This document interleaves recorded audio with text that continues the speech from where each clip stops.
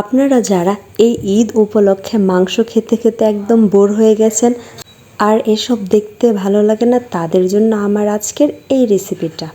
আমার এই রেসিপিটা দেখলে আপনাদের সত্যি ভীষণ ভালো লাগবে। চলেন আর দেরি না করে ভিডিওটা শুরু করা যায়। তো এই যে এখানে দেখেন আমি কিছু সবজি কেটে নিয়েছিলাম, বেগুন, আলু, বিচি সহ সিম, আর ছিল সজনে ডাঁটা। আরেকটা বাটিতে দেখেন নিয়ে নিলাম পেঁয়াজ, রসুন, শুকনো মরিচ আর চাপা শুটকি। এদিকে একটু লক্ষ্য করে দেখেন আমি কিন্তু সব সবজি থেকে বেগুন আর সজনে ডাঁটাটা আলাদা করে রাখছি, যেহেতু সজনে ডাঁটা আর বেগুন অল্পতেই সিদ্ধ হয়ে যায়, সেই জন্য সেটাকে আমি আলাদা করে রেখে দিলাম। আর আমি কিন্তু আজকে রান্না করব চাপা শুটকি দিয়ে লাড়ার একটা তরকারি, যেটা খেতে ভীষণ মজা হয়। তো দেখেন আমি এইখানে চাপা শুটকি নিয়ে নিলাম, আর আমার শাশুড়ি মা বাকি সব সবজির মধ্যে যেমন আলু আর সিমের মধ্যে হলুদ মরিচ দিয়ে তারপরে একটু পানি দিয়ে তরকারিটা বসিয়ে দিল। এই দুইটা সবজি কিন্তু একটু সিদ্ধ হতে সময় নেয়, এই জন্য এই দুইটা সবজি আগে দিয়ে তারপর তরকারিটা বসিয়ে দিল।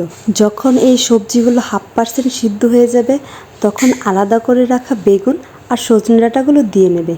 তো আগে সজনে ডাঁটা আর বেগুন দিলে হয় কি, সজনে ডাঁটা আর বেগুন সিদ্ধ হতে বেশি সময় নেয়, সজনে ডাঁটা একদম সিদ্ধ হয়ে নষ্ট হয়ে যেতে পারে। আপনারাও চেষ্টা করবেন সজনে ডাঁটা আর বেগুনটা একটু পরে দেওয়ার জন্য।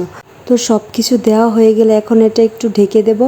এখন যেটা করব সেটা হলো একটা হামানদিস্তার মধ্যে কিছু কাঁচামরিচ নিয়ে এটাকে ভালোভাবে থেঁতো করে নেব। আর এই কাঁচামরিচ থেঁতুটা কিন্তু আমি একটু আগেই দিয়ে দেবো, কারণ কাঁচামরিচের মধ্যে যে ঝালটা আছে সেটা যেন সবজির সাথে মিশে যায়। তারপর যেটা করব, এই হামানদিস্তার মধ্যেই পেঁয়াজ আর রসুনটা ভালোভাবে থেঁতো করে নেব। তারপর আমি চাপা শুটকিগুলো ভালোভাবে ধুয়ে একসাথে সবগুলো ভালোভাবে থেঁতো করে নেব। তো যখন তরকারিটা প্রায় শেষের দিকে হয়ে যাবে, তখন থেঁতো করে রাখা পেঁয়াজ, রসুন আর চাপা শুটকি তরকারির মধ্যে দিয়ে ভালোভাবে নাড়াচাড়া করে নেব। এখন এই চাপা শুটকিটা দেওয়া হলে তরকারিটা কিছুক্ষণের জন্য ঢেকে রাখবেন, দেখবেন কি সুন্দর একটা চাপা সুঘ্রাণ ছড়াচ্ছে। তো এখন এটা ভালোভাবে নাড়াচাড়া করে নিয়ে তরকারির মধ্যে যে পানিটা বের হয়েছে এটা ভালোভাবে শুকিয়ে নেবেন।